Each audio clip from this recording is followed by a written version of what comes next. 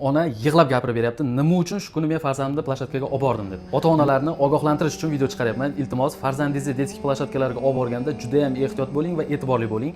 Bugun qabrimga bitta patsient keldi, qulog'i kar bo'lib qolgan. Sabab nimada desam, meningit o'tkazgan. Bu sizlarni qo'rqitish boshqa emas. Meningit o'tkazgan, qanday yuqtirib oldingiz desam, detski plashatkaga borgan, bolalar shamollagan, yo'talgan bolalar bo'lgan, o'sha yerda o'ynab yuqtirgan, oddiy shamollash deb o'tkazib yuborgan, tekshirtirsa meningit chiqqan. Meningitdan davolanib chiqqan, bola kar bo'lib qolgan. Bundan oldingi videolarimda ham aytdim meningit haqida. Meningit orttirilgan karlikni eng birinchi sababi hisoblanadi. Ona yig'lab gapirib beryapti, nima uchun shu kuni men farzandimni plashatkaga olib bordim deb.